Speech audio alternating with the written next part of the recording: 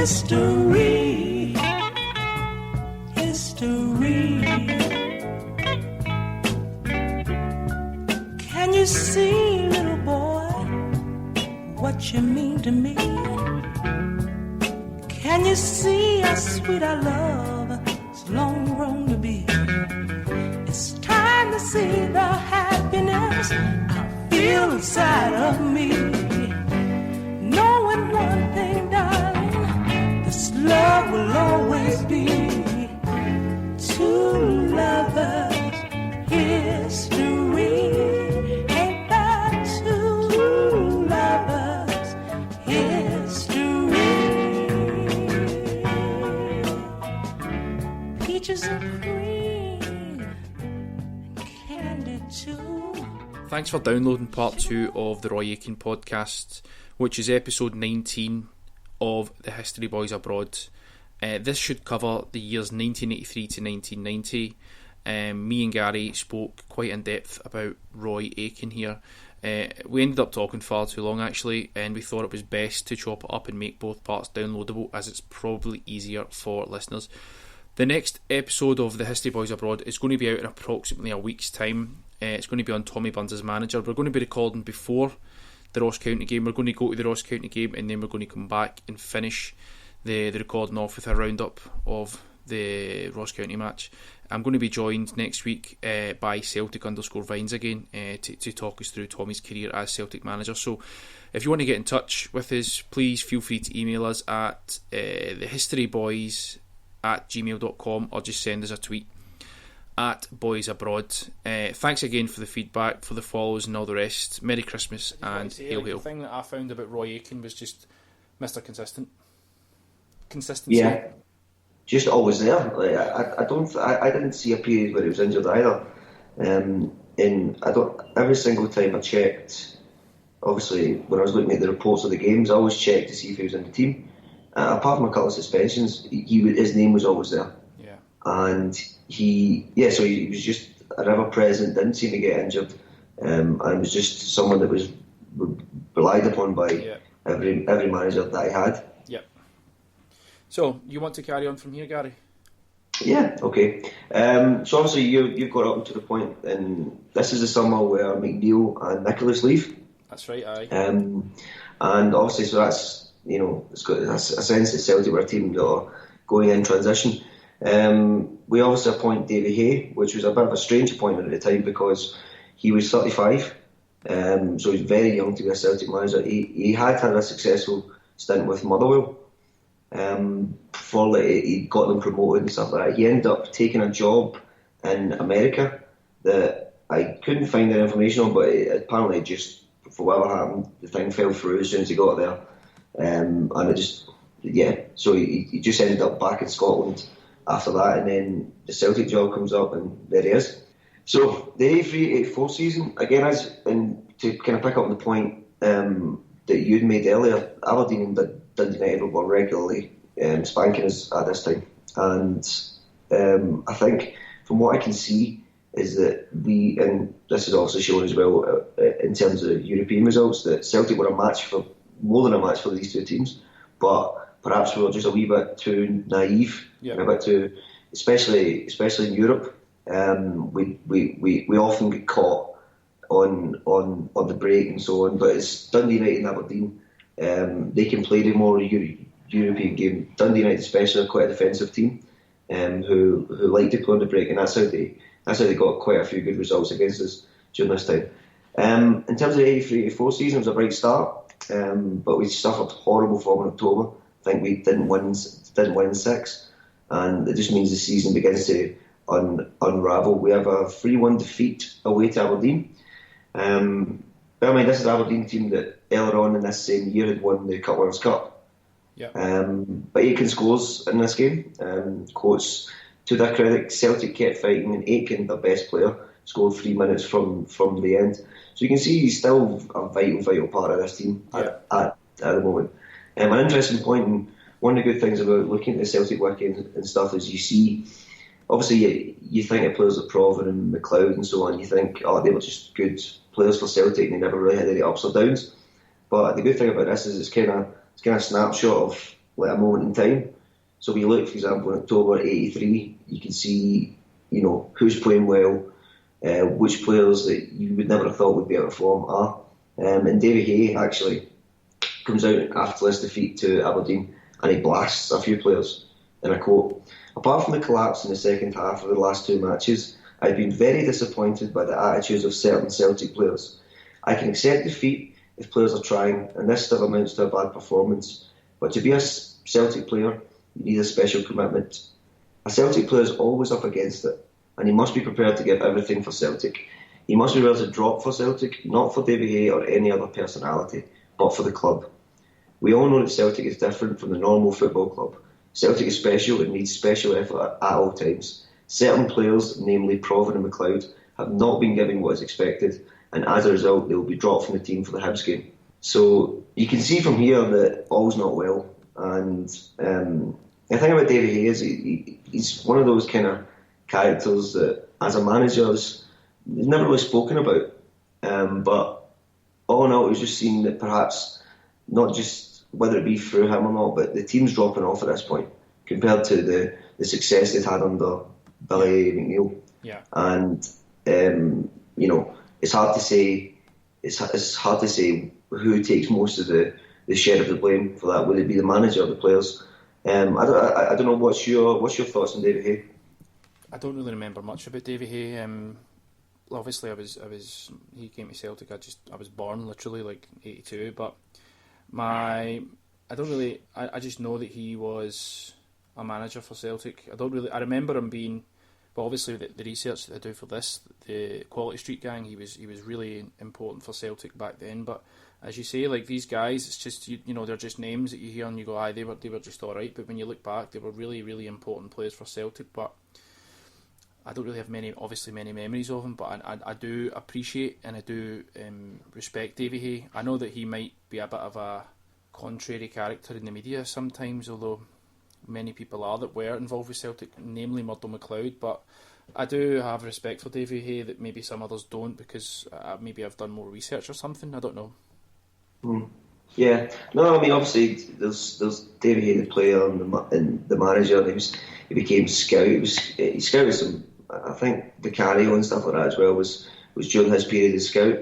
So he deserves a lot of credit. He can obviously see a player, and his time at the club, although he wasn't perhaps seen as by Celtic fans as competent enough for the job, his signings are actually pretty good. This is the time where to replace Nicholas, they brought in McClare. I think Johnson was a few years after this, but so they had some decent. I should say, Aitken's in the defence at this time with McGrain. He tends to be in with Mark Reed and Paul McGugan. I hope I've pronounced that right. And it's seen as a time where Celtic are quite defensively weak, but Aitken is seen as perhaps the guy holding that together at this time, because he's still one of the best players. But from the research that I've done, it's seen as basically him, McStay and McClare that are the ones and McLeod and Provan. They're the kind of stars in the team. There's a lot of kind of average players in there, especially in defence. Mm-hmm. So moving on, this is a season where we were in the UEFA Cup and we beat Sporting Lisbon 5-0. Oh yeah. Now, I don't know if you've ever seen the clip and stuff like that, but Celtic were immense that night. Yeah. And the highlights are on YouTube. Anyone, please go watch it, because it really is vintage Celtic. This was after a 2-0 defeat away. And do you know who was the Sporting Lisbon manager? Let me guess. We've done a podcast on this. So then. Joe Venglis. It was indeed Dr. Joe. So yeah, I mean, this season's a season of quite a few big wins, namely against the Huns. But ultimately, it's just a sense that we're not quite good enough. Second best Aberdeen. We play Nottingham Forest, and I want to go into detail about this game because it's something that is never usually spoken about. My dad was at this game, and I reminded him telling me about it. And it basically it could have been a Hillsborough. We went down to Forest, and Celtic just took over the town. I think they took 9,000 fans there. And what had happened was, obviously, a lot of fans didn't have tickets and so on. But outside there was a bit of a crush, and the police, in the exact same way as Hillsborough, opened up the gates, and the fans rushed out of these pens, and apparently it was a miracle that nobody was seriously hurt. The game was stopped at one point, and this was around 15 minutes into the game, and Clough and Hay had to go out and try, and fans were getting treated on the side of the pitch. It was a really close shave, and it could have easily been a lot worse than that. And I just want to get a quote from a news report at the time. There were signs of danger too during this match when too many Celtic fans were crowded into the small pens at the City Ground. Stories have reached us of the police opening a gate and sending people into the ground through it, tickets or no tickets. We have had a great number of tickets passed on to us by fans who did not need to use them, still intact, with the stub to be handed over. Some of these tickets did not even leave the owners' pockets. Local fans could tell us after the match that they had room to walk around at their end of the stadium. Space was obviously very scarce at the Celtic end, and the police action made things worse. When fans did spill onto the pitch, things were made to look much worse by the number of stewards and police who rushed to the area. After the spillage, police stood around the Celtic support as if they expected trouble, but all they witnessed was that unique blend of enthusiasm, humour and loyalty that is associated with the Celtic support. Many Celtic fans, having travelled from Scotland for the game, decided for their own safety to leave the park at half-time. So, yeah, I think very much a close shave, and it could have been, we could be talking about this game in a very different light, things, if we hadn't been so lucky. But it just, that just kind of adds into the point you were saying earlier about how, health and safety and stuff like that at this time was basically non-existent. So anyway, we go to the second leg, and so we get a 0-0 draw down now, which seems a very good result against a very good Forest team. But I don't know if you know much about Forest and Clough in particular. Like, he was a bit like O'Neill, and certainly, obviously, O'Neill would work with him.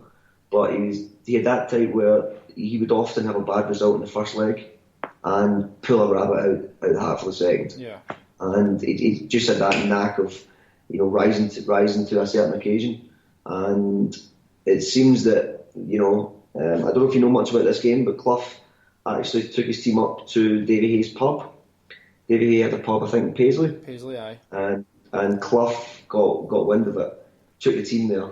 He took his team there, ordered a round of drinks and so on. They all had a drink, and then when it came to bill time, he just said, no, it's fine, Davy's got this. So, first kind of psychological blow was given then. I think the game itself, we lose 2-1. And I've got here in my notes that I think it kind of sums up the naivety or the fragility of the team at the time. The fact that we're perhaps mentally not really geared to deal with those situations. Perhaps a little bit like, I think comparisons probably could be made with Dyla. Yeah. And the fact that even though we got a good result in the first game, still didn't really have the belief that they'd close it out in the second game. Yeah. And obviously up against a team like Forest, they just picked us off on the break twice, and we lost 2-1. Going into the new year, obviously into 1984, we are defeated 1-0 away at Aberdeen at the start of February. This leaves us with 6 points behind with 15 games to play. And remember, this is the time of 2 points for a win, so in today's money that would be 9 points behind. We eventually finished 7 points behind Aberdeen. I think Aberdeen are just seen as a superior team at the time. Our away form was particularly shocking this year. We conceded 26 in 18 games. This is compared to the fact that Aberdeen had only conceded 9 away from home. Yeah. So you can see that defensively, even though Aitken's part of that, whether it be the way the team's set up or the players, we're just not doing it in terms of to the standards that Celtic would demand. But to say that, Aitken seems one of the better performers in this team, along with McStay.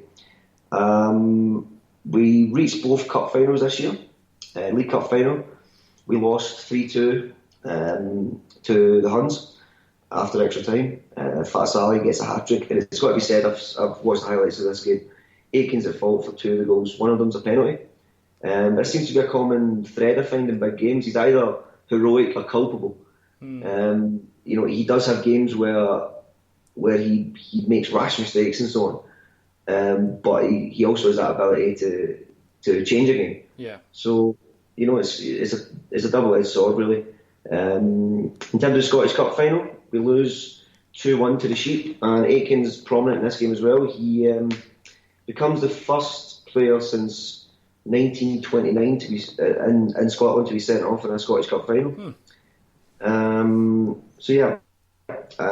give a wee quote from the reports of the game. Celtic started well, with Provan causing Aberdeen trouble on the right flank, but for the entire course of the game changed in 38 minutes when Aitken was sent off for a foul on Mark McGee.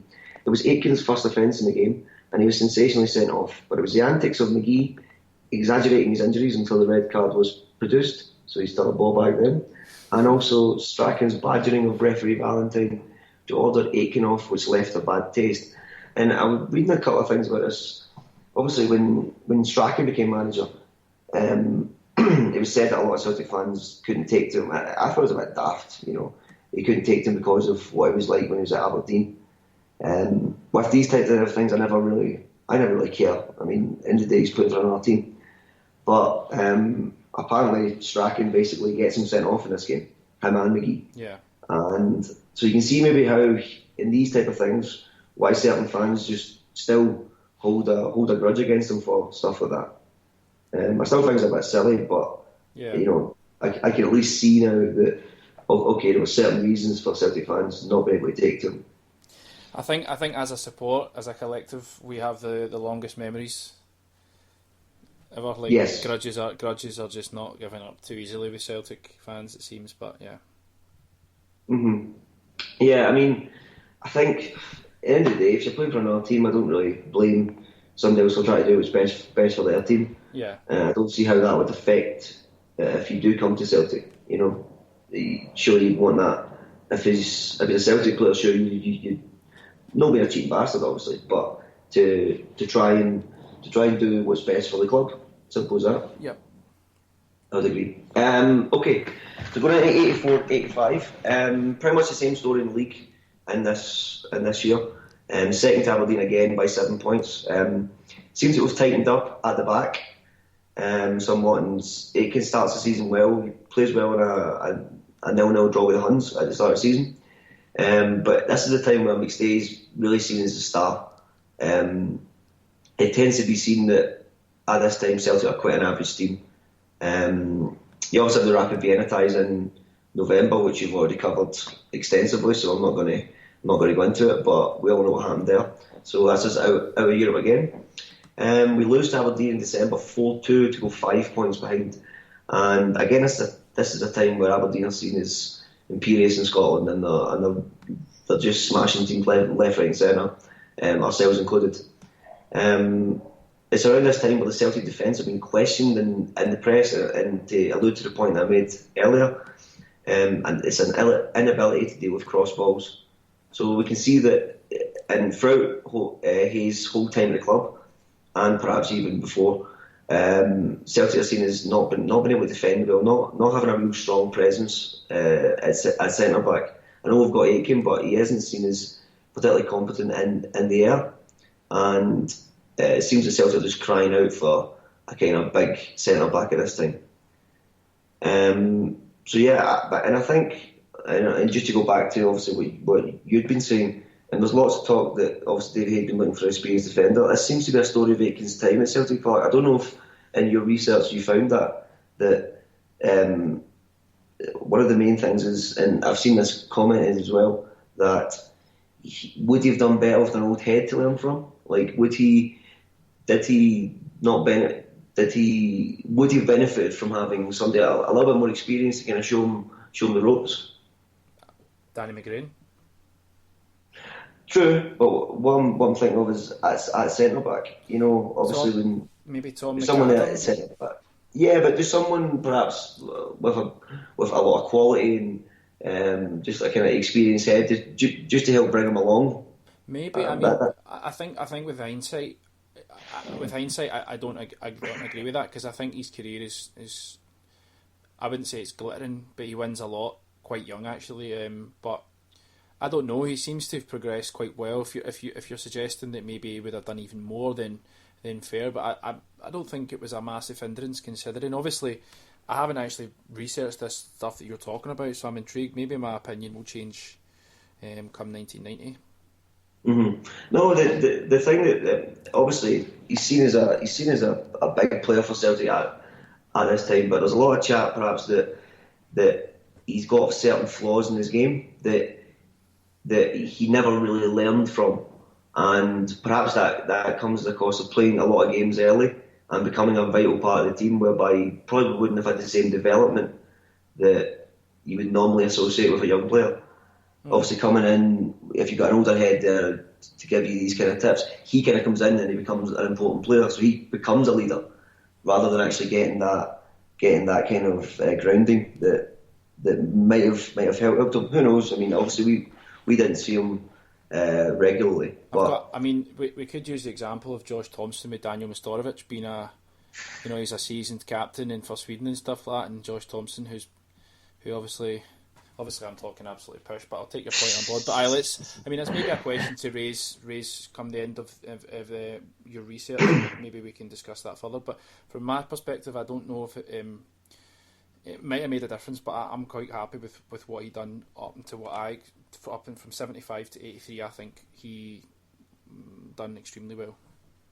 Yeah, no. As I say, throughout his time, he's seen as a big part of the team. It's just there's certain things that people. I mean, it might just be people being hypercritical, but it's seen that he has certain flaws that he could have perhaps learned to eradicate from his game. But perhaps that could also be part of the reason why no one picked him up. Who knows? But anyway, to continue on with this season's. One of the common threads that I see is results this time show that Celtic are just regularly picked off by United and Aberdeen. I think they've kind of got a number at this time. But one thing I do notice around about these times, and especially during Davy Hayes' time, is that we beat the Huns a lot, and I think this might win him a bit of favour, because what you can imagine is Davy Hayes coming in as a manager with this team, and he's lost 2 finals, he's lost the league twice. And he's, the jury's still well out on him. For a Celtic manager to go an extended period of time without winning anything. Yeah. Obviously, I can imagine there'd be a lot of there'd be a lot of anger maybe with the fans at this time, and I think Davy Hay probably got the brunt of that. But he manages to beat the Huns a lot. So we beat them 2-1 in the New Year game. Aitken is partnered at the back by Gordon McLeod due to an injury crisis, and by all intents and purposes they excelled together at the back for this game, and he scored a vital goal against Motherwell this season in the Scottish Cup semi-final replay, and this made sure that Celtic made it to another final against Dundee United, which actually is a big part of Roy's career. So to go on to the 1985 Scottish Cup final, Aitken's, and I've actually put here in bold, is this Aitken's finest hour? And I kind of want to expand on this a wee bit, because I think for me certain players have certain styles that can lead to specific occasions, and I think this is definitely true for Roy Aitken, because this is a game where it's Davy Hayes' first trophy, and as I said, he must have been under pressure. But I want to give you a wee clip from a report here just to show you that kind of how his style directly influenced this game, and how perhaps he was perfect for this moment. The first half was dull and uneventful, but when Beattie scored for United in 54 minutes, the Dundee side now looked in complete control. However, it was only David Hayes' courageous substitution of Pierce O'Leary for the disappointing Paul McStay which changed the course of the game. This allowed Roy Aitken to move up into midfield, and it was a masterstroke. McClare also replaced out of sorts Tommy Burns, and suddenly Celtic had more attacking options and they pressed United back. Aitken was a total inspiration in his new midfield role, and his strength and determination unnerved United. In 76 minutes, Provan equalised with a spectacular bending free kick, and the massive Celtic support in Southampton rolled the team on in search of a winner. And I'm going to play a little clip now that's going to show you what happened next. The head tennis, finishing with Hegarty's clearance, which Aitken returns. The header from McGarvey! Frank McGarvey! 2-1 to Celtic. McAlpine left without a hope. And this was Roy Aitken's contribution. Winning the ball on the right, now that's a marvellous cross. McGarvey in his zone, flying at the ball. The header beating McAlpine comprehensively. The heart of the defence. Roy, congratulations. How did you think it was going? I thought when it went 1-0, it was a very hard team to break down. They're very good when they go ahead, they sit back, they kill the game. But to the fair to our boys, we kept at it. What a goal we did, what a goal with Frank McGarvey. But that's what it's all about. Look around the stadium. That's what it means to win this cup for Celtic. They punt us out here. So yeah, as we can see from the clip, he really does change this game. And just to continue on, another quote, I think this is from St Anthony. But with Celtic 1-0 down and playing poorly with 20 minutes remaining, David Hay gambled by throwing Roy forward into midfield. It was an inspirational move and was perhaps Roy's finest moment as a Celtic player, as he almost single-handedly dragged Celtic to victory. It was from Roy's determined running cross that Frank McGarvey scored Celtic's spectacular winner with a diving header. Almost a year to the day after his disappointment of being ordered off, Roy Aitken was the man of the match on Celtic's glory day. So as I'm saying, what I'd mentioned before about him perhaps being, a man for the big occasion, or whether it be in a good or bad way, this is a year after he was sent off in the final, and this is seen as his finest hour, and you can imagine, obviously, with the fans perhaps not sold on Davy Hay, the 1-0 down in another cup final to Dundee United, who's a team who constantly gives a down, and he takes Paul McStay off, who, as I'd mentioned earlier, is seen as the golden boy at this time. He's the main man for Celtic, and he takes him off for Pierce O'Leary when you want to win the game, but he puts Aitken out of midfield, and his energy just changes the game. And you can see he's just that will to win, and that's what I was mentioning before about how I think this game, certain players have a certain way about them, and that would actually be seen in this game as as just pure Aitken, because his energy manages to change that game, and it's not something that a lot of players have. You think of, I think Gerrard had it. So it's that ability just to change the pace of a game, or just to will your way and will your team on in a certain way, just to change the outcome of a game. I don't know. What do you think? It seems like, as we say, he's quite an effective guy. He scores big goals, scores important goals, scores a variety of goals. Obviously, headers or not, but I do believe that he has something more than just to. I think one of the things I learned is he wasn't the most technical guy, but he brought something to the team that others couldn't. Like Scott Brown, up to this season, Scott Brown obviously was the heart and soul of the team and drove the team. You can't really put your finger on why, but technically it wasn't great. But yeah, I think so. I think it's just one of those ones. Yeah, I think it's one of those players that when you look, is the team better with him in it or out? And it's, as you say, you can't quite put your finger on it, but he seemed to bring something to this team. Yeah. And it could work against the team at times. I think especially in Europe. And I saw one of the quotes from Kerrydale Street was that he seemed to think he was Beckenbauer when he was playing in Europe, and he'd be trying these things and stuff like that. So at certain times his style worked against the team, but there were certain moments where it actually it drove the team on and got them results that they probably wouldn't have got otherwise. Yeah. Little known fact about that game though, he almost missed the game that day because he pulled a muscle. Do you know what he was doing? Pulling a muscle. Keep it clean. He pulled a muscle at Seamill, which is where the team used to go to get ready for these big games, bending over to put down a cup of tea. So he played that game with a painkilling injection. This is the cup final, May 18th. Yeah.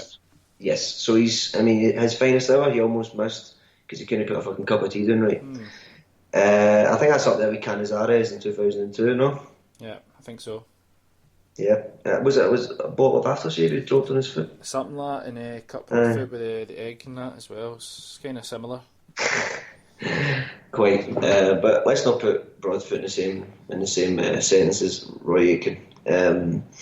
So going into 85-86, this isn't so. The 85-86 is not seen as a vintage one in Scottish football. This can be seen, there's two sides, Celtic and Hearts, that end the season on 50 points out of 36 games. So they won 20, drew 10, and lost 6, which is not championship form by any stretch of imagination. So it's one of those seasons where it's only really Celtic and Hearts that are in it really, but even still, like, no team excels.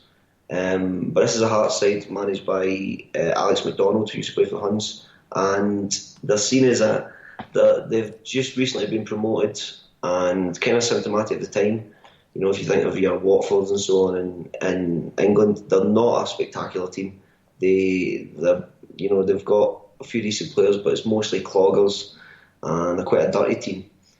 And this is a season where there's you won't find much footage of it because the TV dispute meant there was no football on TV from September until March. It was the same in England. England was until January, but so it just meant there was no match of the day, no nothing really. So if you wanted to see football at this time, you really needed to get your arse along to the games, and apparently it's not seen as good fare by any stretch of the imagination. But in Europe, Aitken scores a consolation goal in a home defeat by Atletico Madrid. So this is another one, and again, if we're talking about Davy Hay, it seems to be that he can get these results away from home, like really good results, but then when the pressure's on back at Celtic Park, we just kind of crumble a wee bit. This game's played behind closed doors because of the Rapid Vienna farce, which you've already went through it in a previous pod. So yeah, Hearts start the season strong. Well, they start the season quite weak actually, but from September until the last day of the season, they go on a 27-game unbeaten run. And so you can imagine, obviously, Celtic at this time you'd be constantly hoping that you keep pegging it back, but Hearts just hang in there. A lot of wins, a few draws, but they're a tough nut to crack. So this all leads to. Oh, sorry, just before then, I should say in March '86, there's the classic 4-4 game with the Huns at Ibrox, which is seen as a classic game. And a quote from a news report at the time: "This game is generally fondly." Sorry, this is from the Celtic Wiki. "This game is generally fondly remembered for its obvious excitement, but both defences were truly appalling, even taking into account the difficult wet and windy conditions." So yeah, although it's 4-4, it's more seen as the both teams' deficiencies that are kind of the reason for that, rather than it just being two very good teams clashing against each other. So obviously from that we can take that, Aitken's is part of it. He's in a defence. It's not seen as particularly competent, and again, it's hard to tell whether that's management or bad players or a mix of both. Who knows? But it's at this time that Celtic are seen as a very leaky team, a team that can be got at, but also in kind of true Celtic fashion that they can score at will as well. And this is the time we've got Johnson and McClare and Burns and McStay, a really attractive team to watch, but not one you can kind of put your heart on to be able to get those results at the moment. Yeah. So we're 7 points behind. So remember, this is still 2 points for one. We're 7 points behind Hearts, although we have 2 games in hand going into April. So that looks bleak at this point. In April '86, you can see that Hayes been there since '83, so 3 years, and he's got 1 trophy to show for it. And it looks very much like we're going to finish second again. If you can imagine being a Celtic fan at this time, if you're looking at Hearts' form as well, it seems unlikely that Celtic are going to be able to pull this back, even with the games in hand. We had a midweek game against Dundee at the start of April. Can you tell me what the attendance was? A midweek game against Dundee at the start of April. Yes. At Celtic Park. Yes. I'm going to say it's obviously going to be low, maybe 16,000. 12,500. Fuck's sake. So you can, I mean, it's when you see things like that, you're just like, you just imagine it's chalk and cheese to I mean, you couldn't imagine a crowd so low at Celtic Park now. But from that you can kind of guess there's probably a lot of apathy around. There's construction work going on at the Celtic end, it should be said, but there'll be still enough space for more fans than that. It's only 12,000, so you can see at this time the crowd are probably quite apathetic, and I think the whole club's kind of in need of a boost, and it was to come from an unlikely source. And that source was, can you tell me who? For the drive in this business end of the season? No, just the whole club needs a jolt, and do you know who's going to give us it? Morris Johnston? No, my friend, Albert Kidd. Oh. I don't really need to go into detail here. I'm sure you all know, but Kidd scores 2, and Celtic managed to trounce St Mirren 5-0 to clinch the league. So obviously, at this time, a lot of Celtic fans didn't go along to the game at what was I always saying? What's the mum called? Fucking Love Street. Love Street, yes. A lot of them didn't. Well, obviously there was a big crowd there, but many didn't because they felt that. I mean, with the because Hearts were playing away at Dundee at the time, who still had Europe to play for, so they still had an incentive to go out and win. And I think Dundee were quite a good team at this stage. But it was still seen that it was really Hearts to lose, because all they needed was a point, and Celtic needed to win by at least three clear goals. So we're 4-0 up at half time, and it's seen as actually. I'm going to give you a report here now from a fantastic article written by David Potter of the Keep the Faith website. Yep. He says, and it would have to be agreed that Celtic had not really had a great season, a fragile defence, talent abounding in midfield, but the team seemingly unable to convert dominance into goals. Up front, Brian McClair and Morris Johnson, fine players both, but already showing signs of lack of commitment to the club. Manager Davy Hay was a likeable man, but too often we felt not really up to the job. An eerie atmosphere had settled over Love Street. Celtic had done their bit, but it hadn't been good enough. It was raining, and hammering a team 5-0 was not edifying to watch, particularly as the players seemed to be a little despondent as well. It could have been so much different this year. Time was passing slowly at both grounds. Love Street was becoming depressing, and Dens Park was tense as the older Jambos recalled 1960, the last time they'd won a league.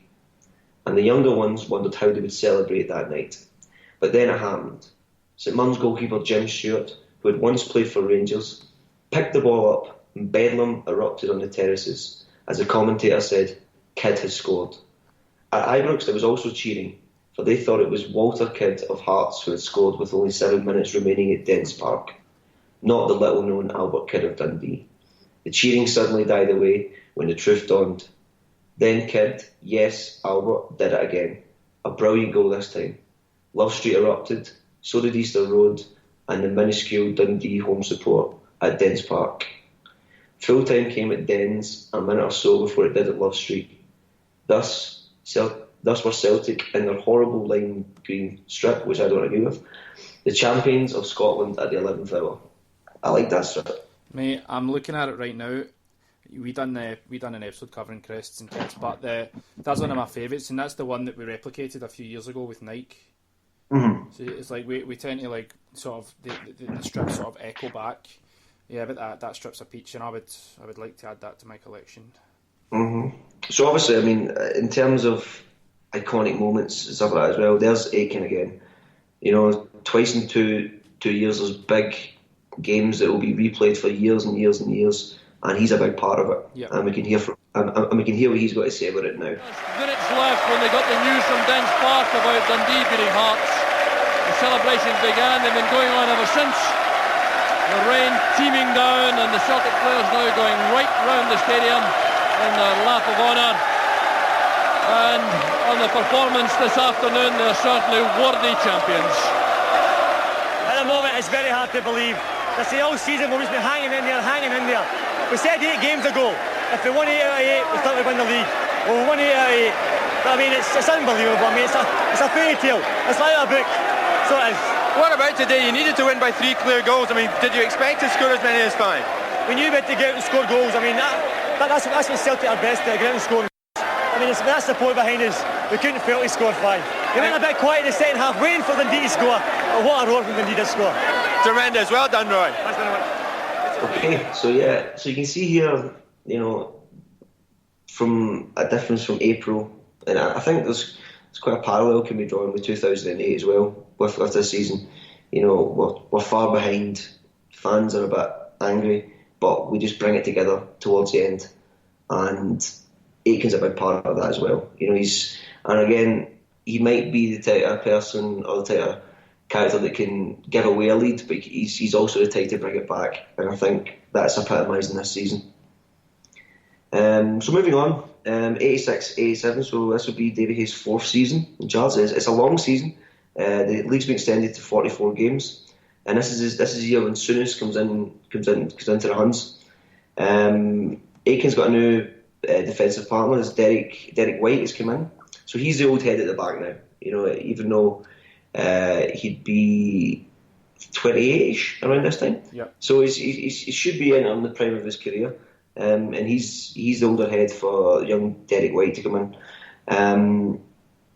And to pick up, obviously, in October 1986, I'm going to read a quote from St Anthony of Celtic Underground here. In my opinion, Roy had his best ever Celtic game in October 1986, when Celtic travelled to Dens Park. Dundee had a decent side at the time, and in the first half they had Celtic under constant pressure. And had it not been for Roy playing at centre-back alongside a young Derek White, then the game would have been over at half-time. Celtic weathered the storm, and in the second half romped home with a 3-0 win. So again, we can see here he's still capable of giving those massive performances. And this is obviously the time of his career where he becomes the captain of Scotland. Yeah. And he will be captain for Scotland for 27 games. We'll go into that a little bit more because it's actually part of it's seen as one of the reasons that he did leave. So we'll go into the Scotland part in a little bit. So I just want to move on a little bit here, and to go back, this kind of harps back to what you were saying, because we were knocked out by Dynamo Kiev in the European Cup. So it's another case of a valiant kind of failure. But in terms of Celtic travelling to Ireland Cup again, Celtic were worried because Chernobyl had happened the previous spring, and the stadium in Kiev was 60 miles away. So there was a lot of chat about the safety and so on, and they take a lot of advice from people. But they take their own chef for this trip as well.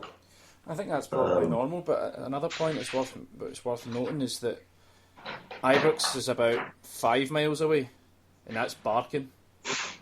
True. I don't know if it's radioactive, but it's close. I don't know. I've been in Govan a few times. It's lovely. So we're knocked out, and this is a good Dynamo Kiev team that plays at blocking and so on. A lot of the kind of Soviet team play for Kiev at this time, so there's no shame in getting put out by them. But it's just seen as another thing that, and I think, and especially in Europe, I mean, obviously it's symptomatic of Celtic at this time, but in Europe or under David Hay, we don't seem to pull out those big performances, and that's one of the criticisms I always had with Dyler, was the fact that he, and I wouldn't put David Hay in this bracket, but for Dyler, he didn't win a game that he wasn't expected to. And I think when you're a Celtic supporter or manager, you expect us to pull out those results like a Barcelona or something. Yeah. So, and David Hay just doesn't seem like that kind of guy. He doesn't seem the type that's going to, as I say, we regularly get beat by Aberdeen and so on. And his respite was he beat the Huns a lot, but this wasn't a good Hun team. But as I say, it is getting better now, and the Huns have kind of bridged that gap with all the spending that they're doing. So he doesn't really have that buffer anymore, and he's still seen as something of a lucky manager. Obviously, if you think of the 2 titles that he's won, the Scottish Cup and the league, it was a kind of come from behind type of effort, and he's still not seen as particularly competent at this stage. It's a season where Celtic go 10 points ahead at one stage, but the form in the second half of the season, we just blow it. Like, we drop a lot of stupid points, and it's around this time that there's still talk of needing a commanding centre half, with Jack McGinn actually saying if Davy Hay wants one, he'll need to buy him from his own pocket. Jack McGinn being the chairman at the time. So I think it was a bit of a personality clash between McGinn and Hay, and you can see there why. And this is a kind of common theme that I don't know if you can really blame Davy Hay, because he obviously made some good signings and so on, but he never really addressed the defensive issues that the team had. But he constantly said about needing a kind of strong centre back. This is Roy Aitken's testimonial year, so he had a testimonial match against Alex Ferguson's Manchester United. Celtic win 1-0, and he nets a cool £100,000. Now, this is at a time when testimonials were actually. I mean, nowadays a lot of players give the money away to charity and so on because it seemed childish for millionaires to be asking for more money. But this is a time where players actually. This was like a retirement fund. Testimonials were actually a really big thing.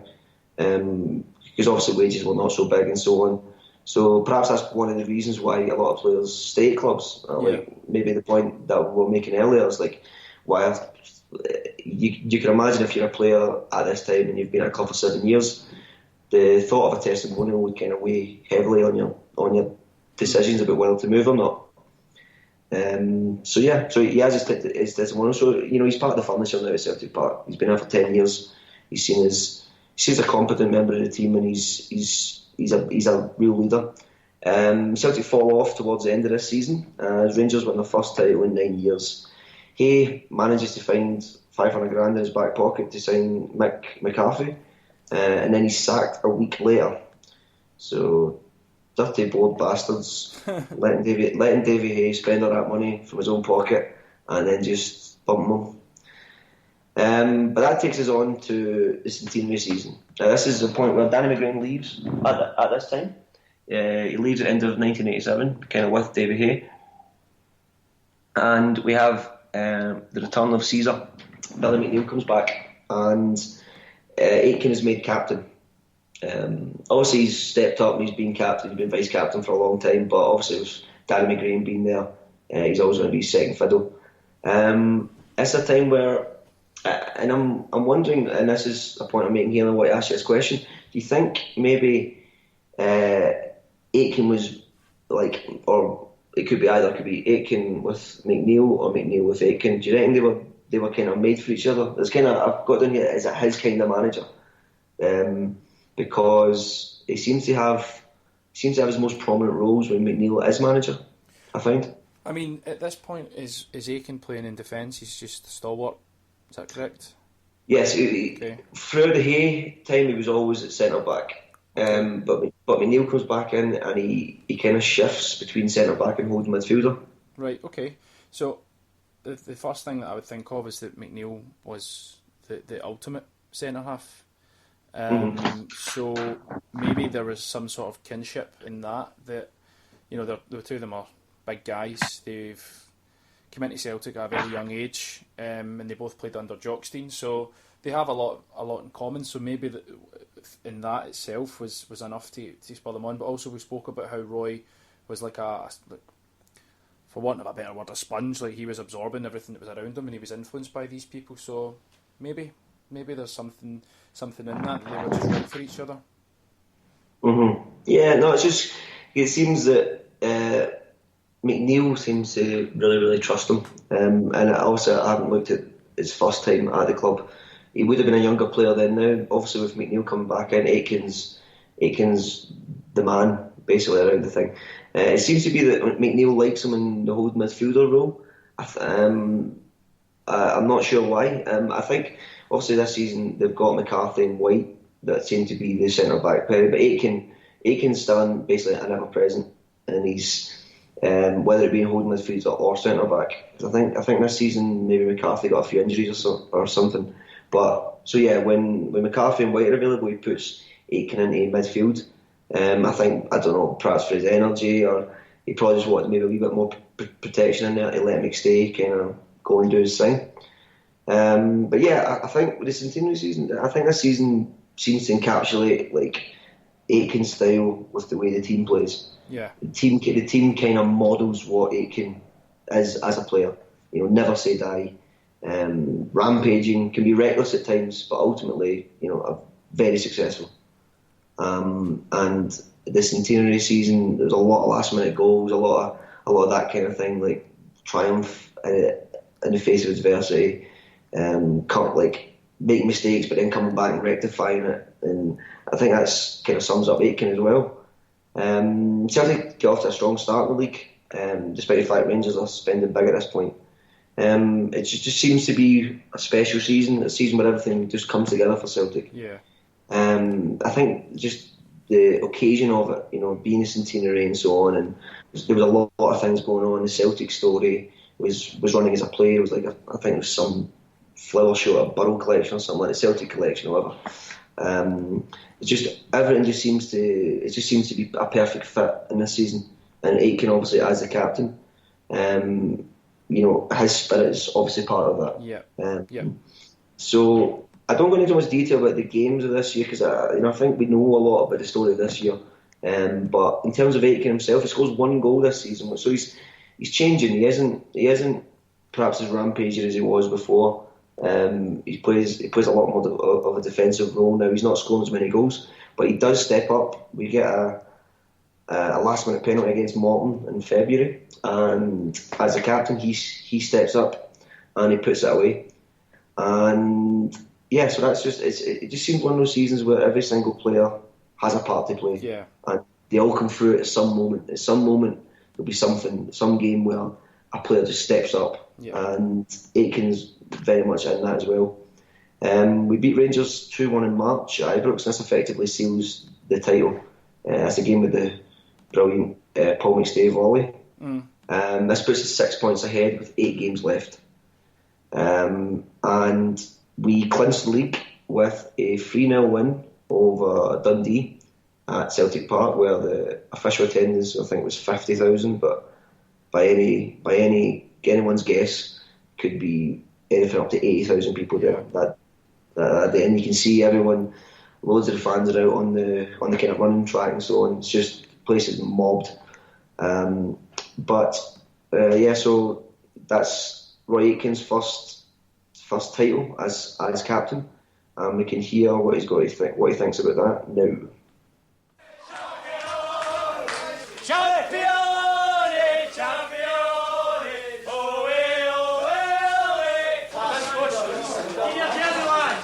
Well, it's probably one of the most important years the club's ever had. And the fact that now we've won the championship, we'll be remembered as the centenary championship team.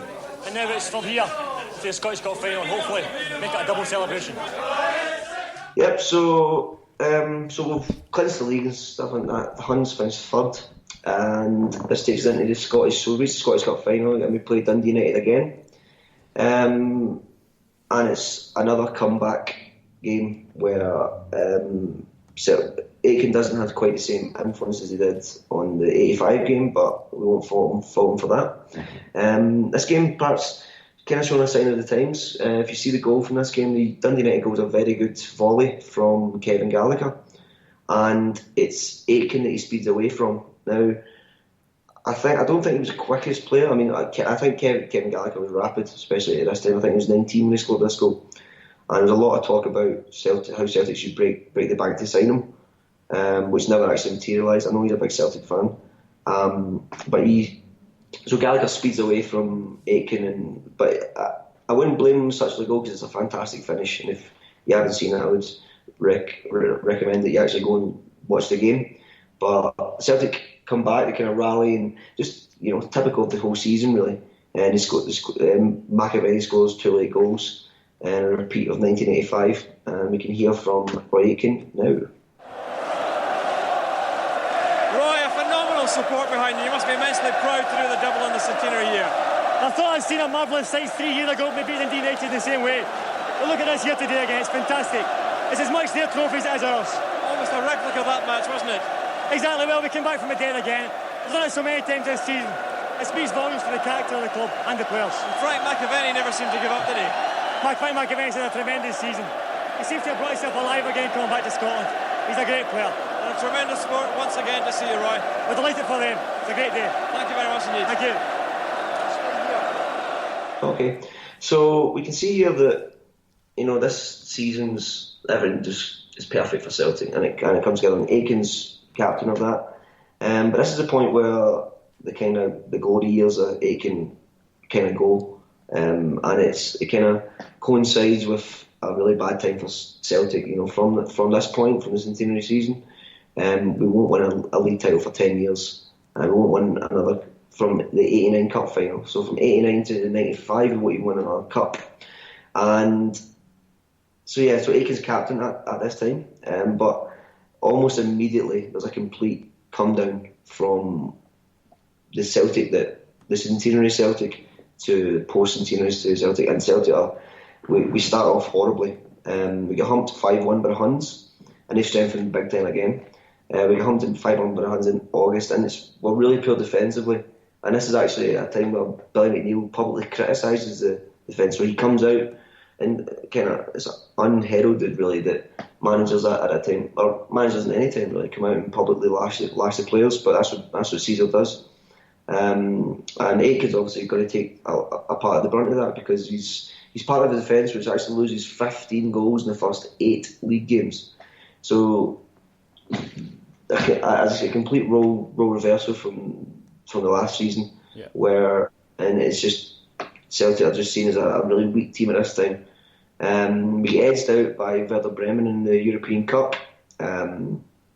Still, again, another valiant defeat, but it's kind of par for the course for Celtic at this time in Europe. I don't really look too much about this season. It's a horrible season, and Aitken's part of the defence. He's part of the defence that gets a lot of criticism this season, and it's really seen that Celtic need to strengthen there, and it just turns out we either don't have the funds or the board refuse to release them.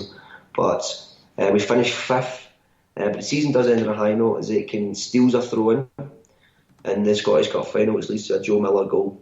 And if you have, I don't know, have you seen it yourself? Aye, it's very often commented. Yeah, I mean, he uses his experience really. He kicks the ball out and just throws the ball in straight away. So the referee has no time, just goes, fuck it, play on. And I wonder how that ref's career went on. But anyway, but for me, this is just really the last hurrah for Celtic. Aitken's personal last hurrah for Celtic is he'll be out the door in just over 6 months after this. So that takes us into our final season, which is basically only a half season for Aitken. It's the 89-90 season. I'm going to take this quote from the Celtic Wiki. It just kind of tells you what his career at this time is like. In 1989, he captained Celtic to victory against Rangers in the Scottish Cup final. But by this time, it was clear that all was not well at Parkhead.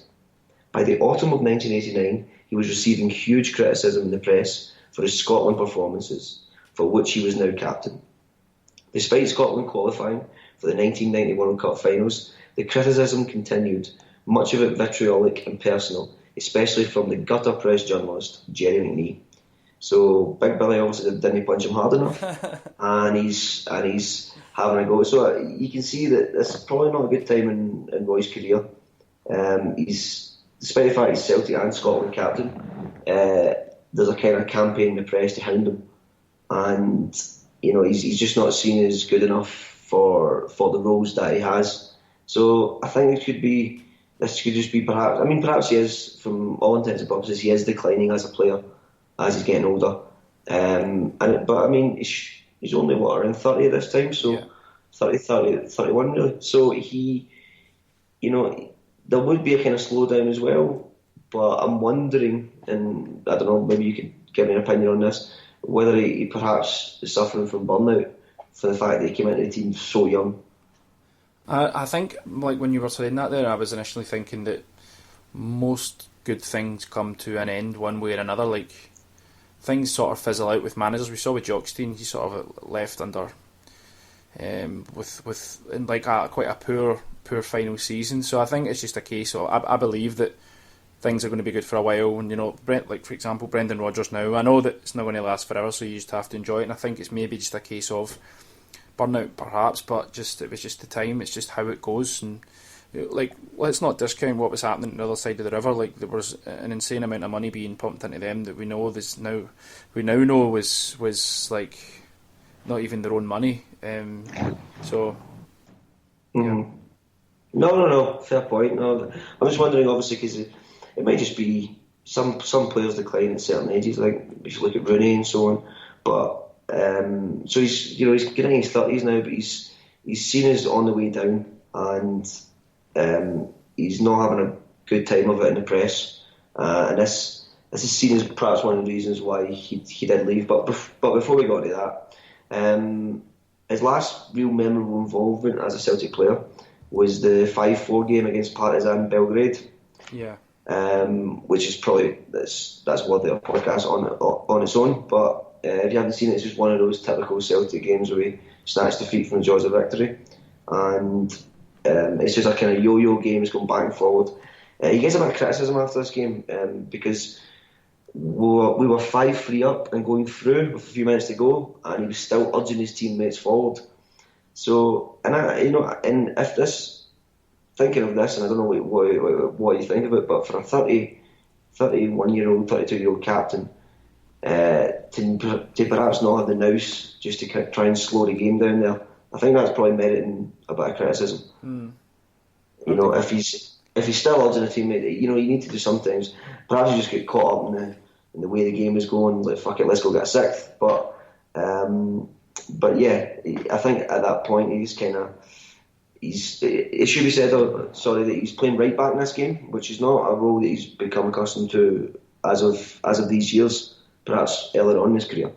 But the goal itself that Partizan scored in the last minute, the goal comes from a long ball played out to his side, so it's down the left hand side, and to be honest, like I haven't seen where he is. He's not in shot of the whole for the whole move, which perhaps says that he kind of left his post abandoned there.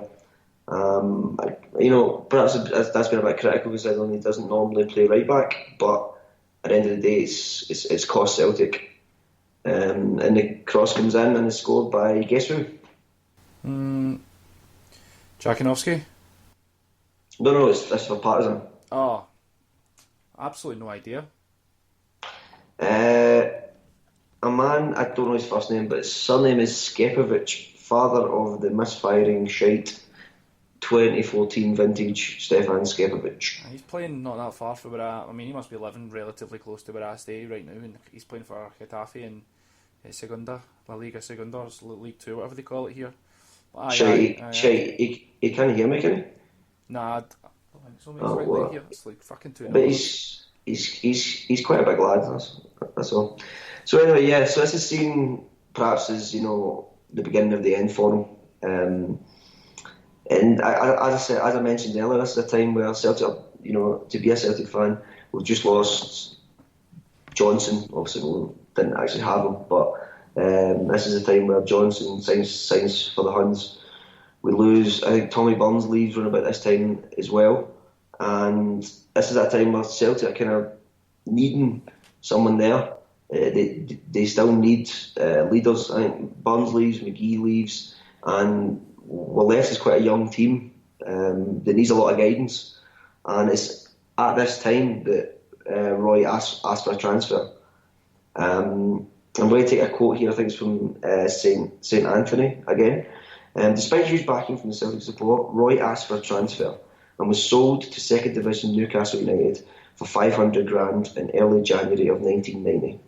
Despite his huge successes as a Celtic player, a great number of Celtic fans felt betrayed by his departure at such short notice, and his absence left a huge void for many years that Celtic struggled to fill.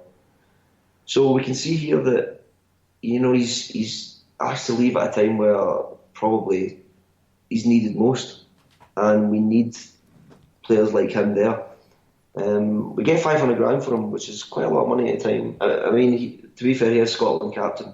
We get 500 grand for him at the time he's 32. So in terms of, and he came back to St Mirren like a year or two later for like 150 grand. So I think financially we've done alright from the deal, but I think more the fact we lost a player of his, not just his ability, but his character, that was the real, kind of jarring point for Celtic fans. Yeah. This left us with this. McStay becomes captain at this point, and he's 25. So you've got a star player who's by all intents and purposes one of the best players in Scotland, or one of the best players in Britain rather, who's captain, but he's captain of a team that is just not up to it, and both in terms of ability and also character. And this is a kind of backdrop to Roy leaving. Yeah. So I mean that's it for the second part of his career. But I think, what do you think overall in terms of his? How would you sum up Roy Aitken? He, I don't know if I want to use the word legend. There's maybe a bit of some blurred lines between classing someone as a legend and classing someone as a great. I would class him as a Celtic great. A legend should be a word that's reserved for the likes of Jock Stein, Billy McNeil, Danny McGrain,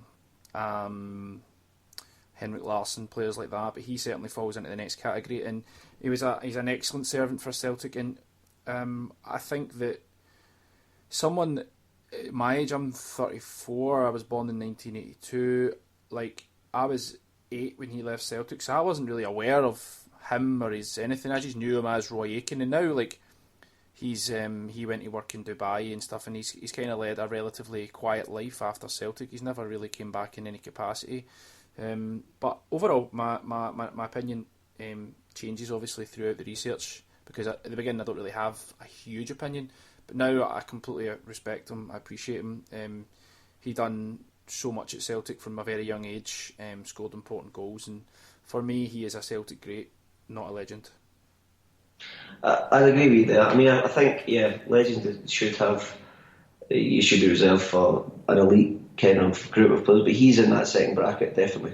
When you consider the moments that he's had, the service that he gave. I wrote down, after my research, kind of wrote down a couple of words just to see what, like, the things that kept coming to mind and stuff like that, and the kind of phrases that kept coming up. Feed the bear, obviously. I had clumsy, a leader, always on the verge of doing something daft. Charge, because apparently when he used to do his charge up the park, that's what the along with feed the bear, they would shout charge. I think he was a motivator. I think he was quite distinctive as a player. I don't think he's one of those players that, I mean, perhaps I'm doing him a disservice there, but instinctive in the way that he could do rash things, but also just he could do wonderful things, and he could change the pace of a game. And as I said before, that's one of the things that I put down as one of his biggest qualities, because it's not something that you see in many players, even very, very, very good players. You still don't see that ability just to change the energy of a game, and I think he definitely had that. Yeah. So just want to say, just before we move on entirely to tonight's match against Partick Thistle, Roy won 6 league trophies, 5 Scottish Cups and 1 League Cup, which is quite a decent return considering the last part of some of it was quite barren. But like, do you have any final words you want to say on Roy Aitken? Just basically that, from doing the research and stuff like that, it's been good just to see the good and bad. I mean, I'm trying to be as objective as possible and stuff like that. But I think the good way outweighs the bad. He was there through. I think you can always see how good a player is if he's a constant, despite the fact that there's changes within the team and also with the management. He was always there, and he was always picked, and he was always relied upon, and that just shows you the type of player and also probably the type of character that he was. So in terms of Celtic, as I said, he's not in the I mean, there's no shame in it, but he's not in the jinky category, but he's definitely in the one below. Yeah. And he was a fantastic servant, gave 15 years to Celtic, and Yeah, feed the bear. Feed the bear, aye. And the famous quote, just to finish off before we start the Twitter feedback, he says, "I only know the first 2 lines of the sash because after that we've usually scored." So, the first tweet I'm going to read out is from Eric McBride at Eric McBride4. He says he was a wonderful, inspirational player and captain. Paul Nicol at Big Paul the Taxi, quite a handle there. Rarely see Roy around the club the way other ex-players are. It's a pity as he was an inspirational player and captain. There was a fractured relationship with the fans in his last season as his form dipped and the club was in decline. He never seems to attend club functions. He's been based in the Middle East for quite a few years. Chris at KRYS1888. I never quite understand why I remember him as captain, but I struggle to remember before the 1990 Cup final. So he left in January 1990. Brady Boy at Brady Boy 1 said, "Feed the bear, feed the bear, feed the bear, feed the bear, feed the bear, feed the bear," which was quite a common thing.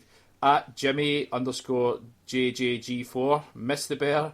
At Rubbernut7, effing tremendous, feed the bear. And to finish, at Stevie Boy 33, feed the bear, feed the bear, feed the bear.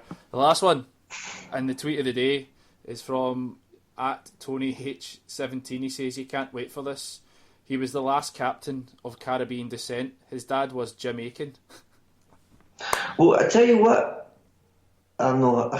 Jim Aitken. Yeah, God. I was actually, you know what, well done, Tony H, because you got me. No, it's just because do you know what his middle name is?